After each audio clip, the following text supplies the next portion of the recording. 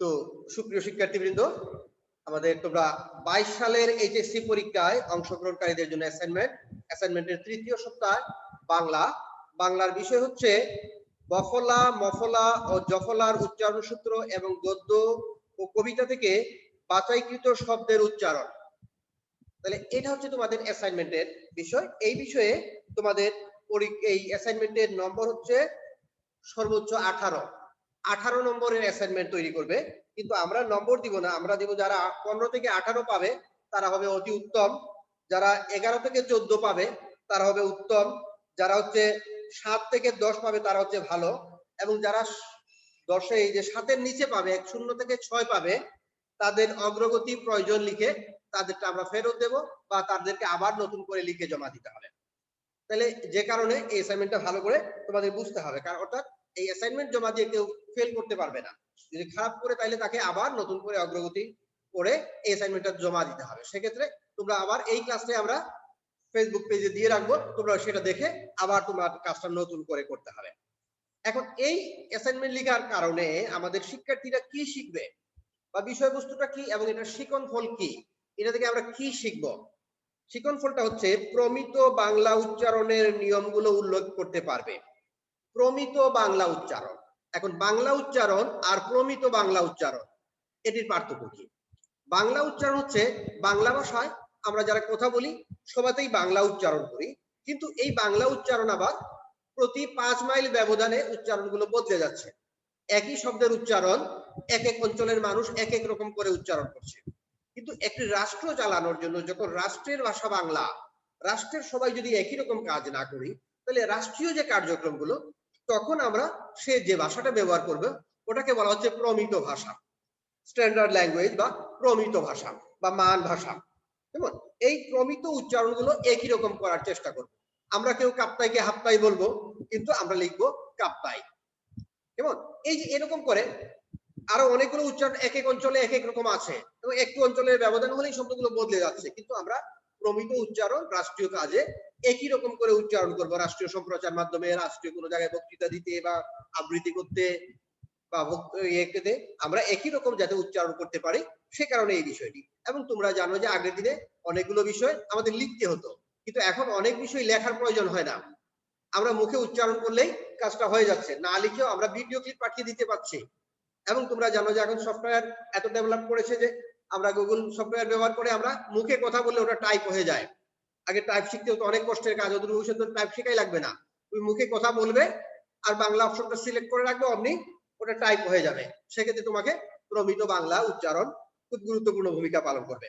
যে জন্য আমাদের বাংলা উচ্চারণের কিছু নিয়ম আছে। অনেকেই মনে করেন যে বাংলা ভাষা অনেক কঠিন, এ সম্পর্কে একটি মজার গল্প আছে। রবীন্দ্রনাথ যখন বিদেশে গিয়েছিলেন তখন তাকে যিনি ইংরেজি শেখাচ্ছিলেন সে তাকে বলছে, সরি তিনি বাংলা শেখাচ্ছিলেন তাকে, উল্টো তিনি তাকে বাংলা শেখানো শুরু করলেন এবং সে বলল যে বাংলা ভাষা অনেক কঠিন। তখন রবীন্দ্রনাথ বলেছেন যে বাংলা ভাষা উচ্চারণের সুনির্দিষ্ট নিয়ম আছে, কিন্তু ইংরেজিতে এরকম নিয়ম নেই, ইংরেজিগুলো মুখস্থ করতে হয়। এর উচ্চারণ 4 রকম উচ্চারণ, এক একটা ভাওয়েলের আমাদের ভাওয়েল আছে 5টি, কিন্তু উচ্চারণ হচ্ছে 20টি। কিন্তু আমাদের উচ্চারণে অত সমস্যা নেই, আমাদের কয়েকটি ফলার উচ্চারণের সমস্যা আছে, একটু পরিবর্তন হয়, আর কয়েকটি স্বরবর্ণে এ এবং ও, এই দুইটা স্বরবর্ণের উচ্চারণের একটু পরিবর্তন হয়। তাহলে এই নিয়মগুলো আমাদের শিখতে হবে। শিখন ফলের 2 নম্বর হচ্ছে প্রমিত উচ্চারণে যে কোনো রচনা, গদ্য কবিতা পাঠ করতে পারবে। তাহলে গদ্য বা কবিতার কোনো অংশ যদি আমরা পাঠ করতে যাই, তাহলে এই অংশটা পাঠ করতে যদি আমরা ভুল উচ্চারণ করি তাহলে সমস্যা। অর্থাৎ যদি আমি উচ্চারণের নিয়মগুলো জানি তাহলে আমার এই ভুলটা হবে না। যেমন সংস্কৃতে আছে আত্মা, আমরা বাংলায় লিখি উচ্চারণ করি লেখি আত্মা, কিন্তু উচ্চারণ করি আত্মা। আমরা লেখি পরীক্ষা, উচ্চারণ করি পরীক্ষা। এই যে বিষয়গুলো, কেমন এই বিষয়গুলোই আমরা এখানে শিখব। তো তোমাদের নির্দেশনা বা সংকেত ধাপ আছে 6টি। এই 6টি ধাপের প্রশ্নের উত্তর তোমাদের দিতে হবে। 1 নম্বর হচ্ছে বফলা উচ্চারণ সূত্র লেখা। তাহলে বফলার উচ্চারণের সূত্র বা নিয়ম লেখা। তাহলে বফলার উচ্চারণের সূত্র বা নিয়ম আমরা যেহেতু 3টা সূত্র লিখলেই 3 নাম্বার পাওয়া যায়, সুতরাং আমরা 3টা সূত্র লিখব। কেমন? তারপর হচ্ছে পুনর্বিন্যাসকৃত পাঠ্যসূচির গদ্য কবিতা থেকে বফলাযুক্ত শব্দ বাছাই করে উচ্চারণ লেখা। তোমরা এটা 1 2 নাম্বার একসাথে করবে না, একসাথে তোমরা খাতাটা তৈরি করে 2 নাম্বার এবং 4 নাম্বার এবং 6 নাম্বারের উত্তর তৈরি করার জন্য তোমরা একসাথেই যে পুনর্বিন্যাসকৃত যে পাঠ্যসূচি আছে, যে চ্যাপ্টারগুলো আছে, ওগুলো একটু একটু করে রিডিং করবে এবং ওখান থেকে যে শব্দগুলো পাবে সেই শব্দগুলো এখানে লিখবে। এখানে বলেছে 2 নম্বরে 9 থেকে 12টি শব্দের উচ্চারণ লিখতে পারলে 3 নাম্বার পাবে। তারপর হচ্ছে মফলার উচ্চারণ লেখা, উচ্চারণ সূত্র লেখা। এখানেও মফলার উচ্চারণ সূত্র, 3টা উচ্চারণ সূত্র লিখতে পারলে আমরা 3 নাম্বার পাবো। তারপর হচ্ছে কোনো আবার ওই একই কথা 2 এর মতোই 4টাও। তারপর হচ্ছে 5 নম্বর হচ্ছে জফলা উচ্চারণ সূত্র লেখা।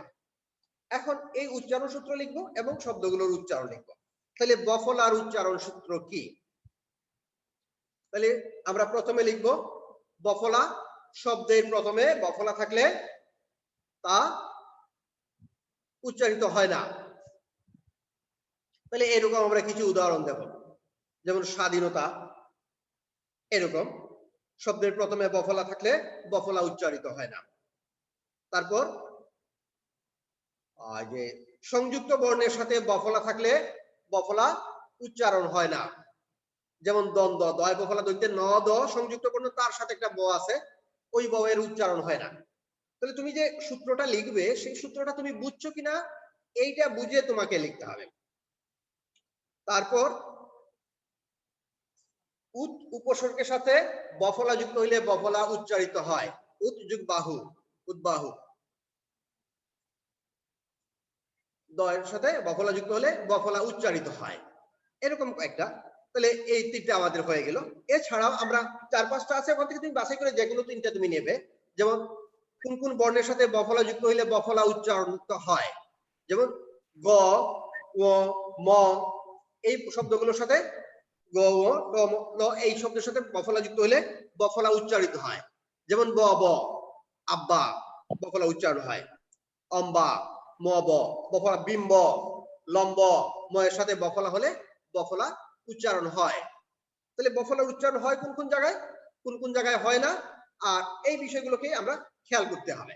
কেমন পরে এই শব্দগুলো আমাদের লিখতে হবে। তাহলে স্বাধীনতা বানানে বফলা উচ্চারণ হচ্ছে না, সরস্বতী বানানে উচ্চারণ হচ্ছে না। তাহলে কেন হচ্ছে না? কারণ শব্দের প্রথমে বফলা উচ্চারণ হয় না।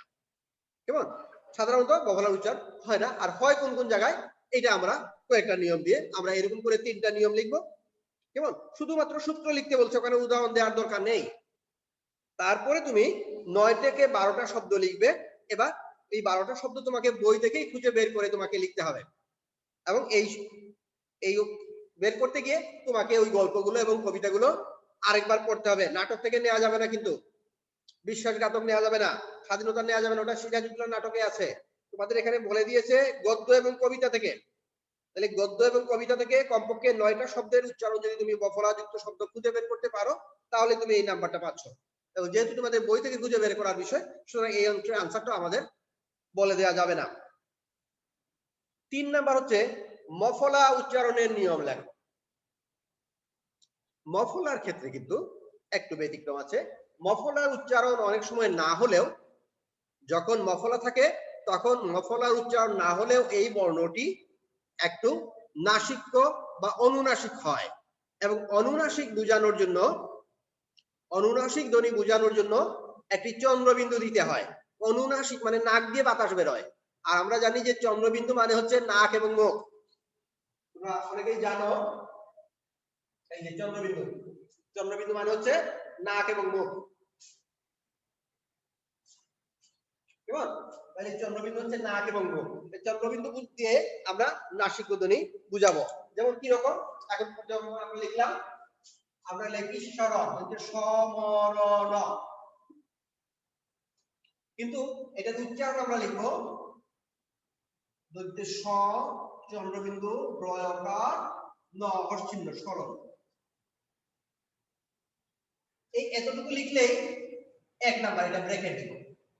প্রত্যেকটা শব্দ লিখবো ড্যাশ দিয়ে, ব্র্যাকেটে লিখবো উচ্চারণ। এই 9 এর নিচে একটা হর্ষচিহ্ন দিতে হবে। স্মরণ না, তখন হয়ে যায় স্মরণ, তালু বস, এখানে উচ্চারণ হয়ে যাবে তালু বস। একই স্মরণ কিন্তু উচ্চারণ করি স্মরণ, কারণ যে কোনো স স্বাধীনভাবে থাকলে হয়ে যাবে তালু বস, তখন আমাদের লিখতে হবে স্মরণ। এই যে এতটুকু করে এরকম করে আমাদের 9টি থেকে 12টি শব্দের উচ্চারণ আমাদের লিখতে হবে। আমরা 9টা না লিখে 10-12টি লিখবো, কারণ এর মধ্যে যদি 2-একটা ভুল হয়ে যায় তাহলে যদি 9টা শব্দ থাকে তাহলে যেন আমরা তোমাদের 3 এ দিয়ে দিতে পারি।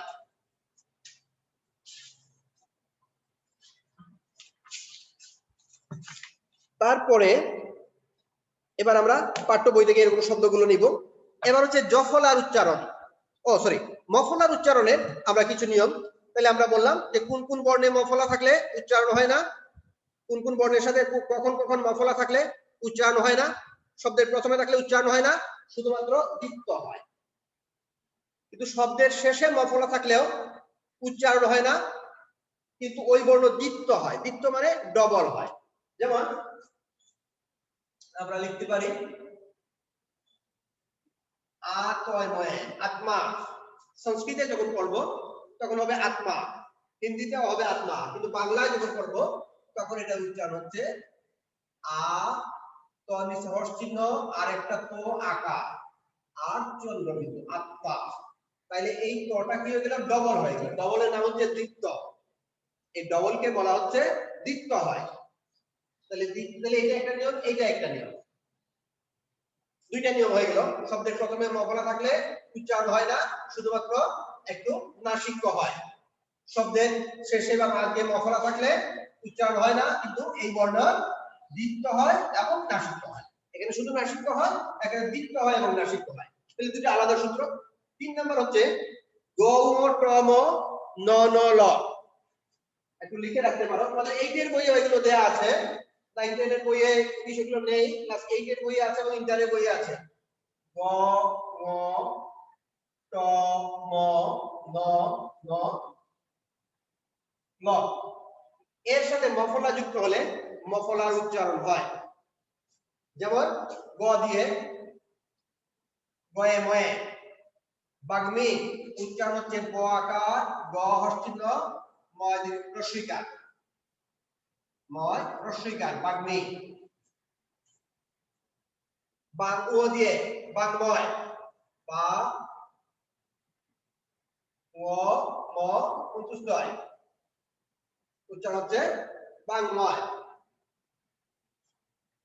এখানে বা ম বাং ম অন্তুষ্টয় ময়, বাংময়, এরকম করে হবে।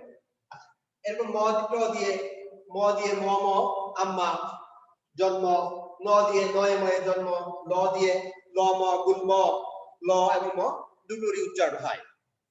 তাহলে এরকম করে আমরা 3টা আমরা সূত্র লিখবো, কিন্তু উদাহরণগুলো আমাদের সূত্রের মধ্যে উদাহরণ দেওয়ার দরকার নেই। ইচ্ছে করলে তোমরা একটা করে উদাহরণ সূত্রের সাথে উদাহরণ দিতে পারো যে সূত্রটা তুমি বুঝছো কিনা।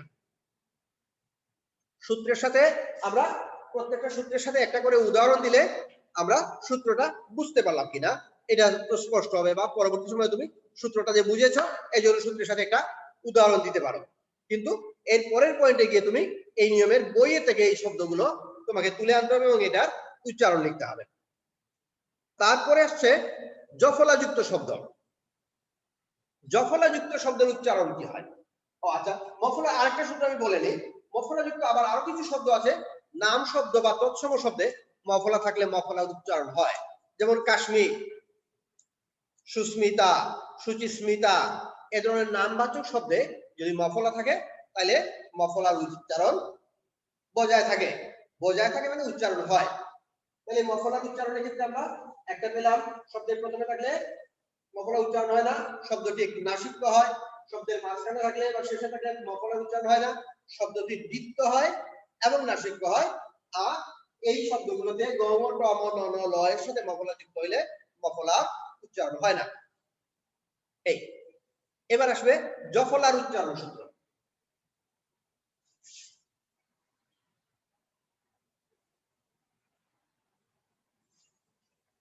জফলা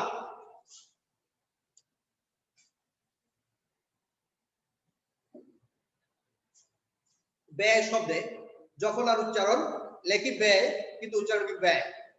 কেমন? জফলা উচ্চারণ এ হয়ে যায়। তাহলে জফলার উচ্চারণ জফলা না হয় এ হয়ে যায়। আবার বাহ্য, যখন জফলার উচ্চারণ হয় এবং ঝ হয়ে যায়, হয় জফলা যুক্ত হলে জফলার উচ্চারণ কি হয়। তারপর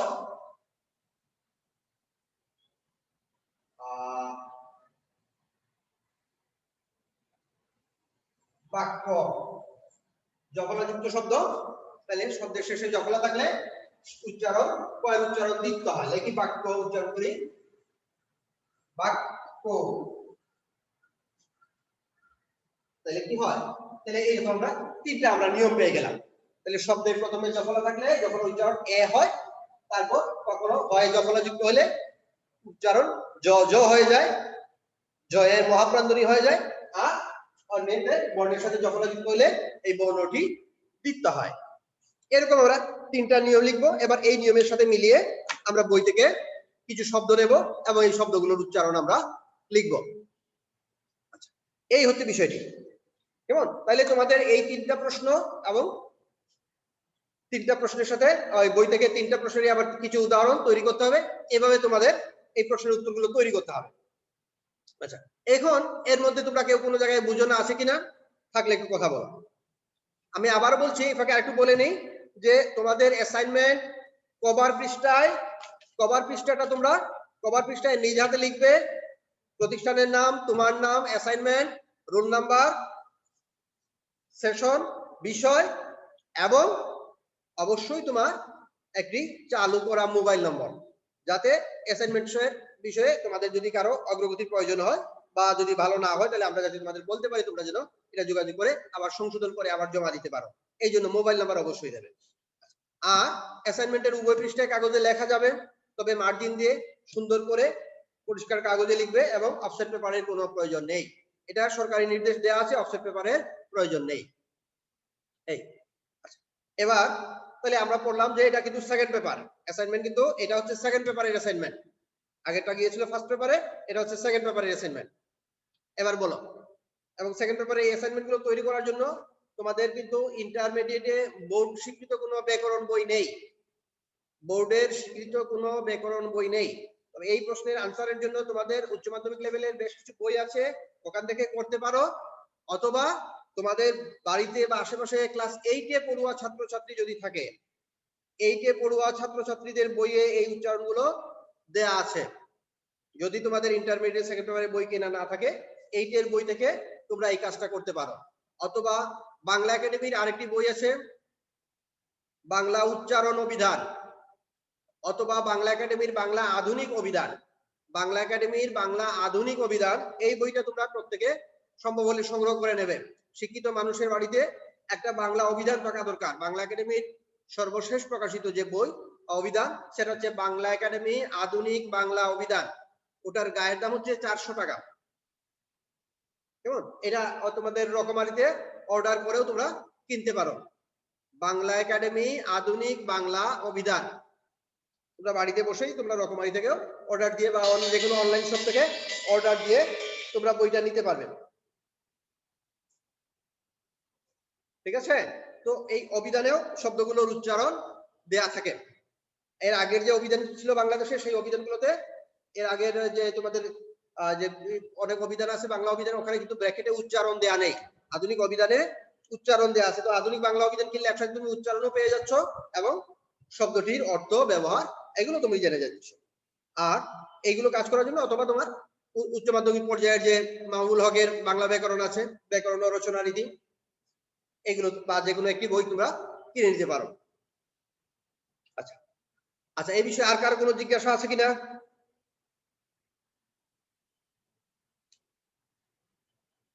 স্যার অ্যাসাইনমেন্ট জমা দিব কবে? অ্যাসাইনমেন্ট জমা দেওয়ার নির্ধারিত তারিখ দেওয়া হচ্ছে না। লকডাউন থাকলে লকডাউন শেষ হলে জমা দেবেন, অথবা যে কোনো দিন এসে জমা দেওয়া যাবে। অথবা বাংলা অ্যাসাইনমেন্ট এইটা দিচ্ছি, এরপরে আগামী সপ্তাহে আরেকটা বাংলা অ্যাসাইনমেন্ট আসবে, দুইটা শেষ করে একসাথেও জমা দেওয়া যাবে। অথবা ওই যে গ্রুপে যে নোটিশ দেওয়া হবে, ডেট দেওয়া হবে, ডেট কোনো স্যার ইন্ডিভিজুয়ালি কোনো নোটিশ দিবেন না। অ্যাসাইনমেন্ট ফটোকপি হচ্ছে, তোমরা আজকে এসেও ফটোকপি থেকে নিয়ে যেতে পারবে অ্যাসাইনমেন্ট, ওখানে ডেট লেখা থাকবে কয় তারিখে জমা দেবেন। যদিও ওখানে ডেট লেখা থাকবে, এর পরেও যদি লকডাউন থাকে তাহলে এর মধ্যে জমা না দিয়ে তোমরা পরবর্তী সময়েও জমা দিতে পারবে বা পাঠিয়ে দিতে পারবে। বা কেউ যদি না আসতে চাও, সবগুলো অ্যাসাইনমেন্ট একত্র করে কুরিয়ার সার্ভিসেও কলেজের ঠিকানায় পাঠিয়ে দিতে পারবেন। হ্যাঁ, আর কারো?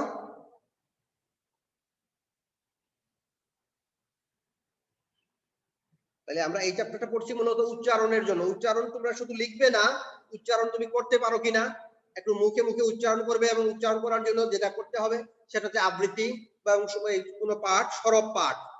বইয়ের ওই চ্যাপ্টারটা শব্দ করে পড়বে, গল্প যেটা আছে সেই গল্পটা নিজের ছোট ভাই বোন বা মাকে বা বাবাকে একটু পড়ে শোনাবে, কেমন যে আমার পড়াটা কেমন হচ্ছে।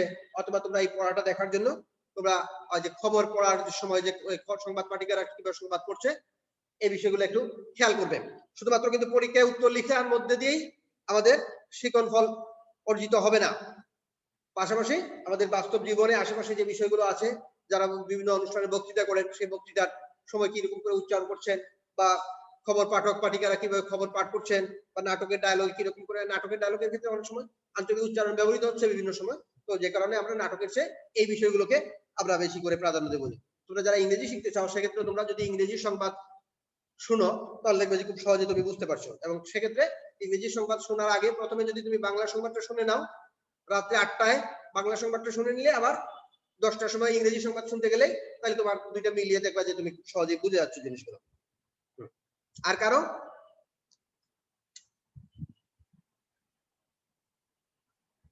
আর কার কোনো কোশ্চেন আছে? জি স্যার। হ্যাঁ স্যার, উচ্চারণের নিয়ম কয়টা দিব? হ্যাঁ, উচ্চারণের বলো নিয়ম কয়টা দিব? 3টা উচ্চারণ, প্রত্যেকটা 3টা বফলার উচ্চারণের 3টা নিয়ম, প্রত্যেকটা নিয়মে একটা করে উদাহরণ। আর 1 নম্বরে তারপর আবার এই যে 9টা বা 12টা শব্দ লিখবে, সেই শব্দের উদাহরণ বই থেকে নিতে হবে, তোমার পাঠ্য বইয়ের থেকে। তারপর 3 নম্বরে মফলা উচ্চারণের 3টা নিয়ম, প্রত্যেকটা নিয়মের একটা করে উদাহরণ দেবে। তারপর 4 নম্বরে গিয়ে লিখবে তোমার বই থেকে শব্দ। 5 নম্বরে লিখবে জফলা উচ্চারণের 3টা নিয়ম, একটা করে উদাহরণ। আর 6 নম্বরে গিয়ে দেবে জফলা উচ্চারণের যুক্ত শব্দ, তোমার বই থেকে 9 থেকে 12টা শব্দ নিবে এবং ব্র্যাকেটে এরকম করে শব্দ লিখবে, লিখে শব্দ লিখে পাশে উদাহরণ লিখবে, শব্দ লিখবে উদাহরণ লিখবে। এই যে বাক্য, এই নিচে একটা হর্ষ চিহ্ন, এটাও দিতে হবে, এটা বাদ দিলে কিন্তু নাম্বার কাটা যাবে। ও আকার ও নিচে হর্ষ চিহ্ন, বাক্য আকারে কো, বাক্য এভাবে লিখতে হবে। স্যার বাংলা ব্যাকরণ কোন বই ফলো করব?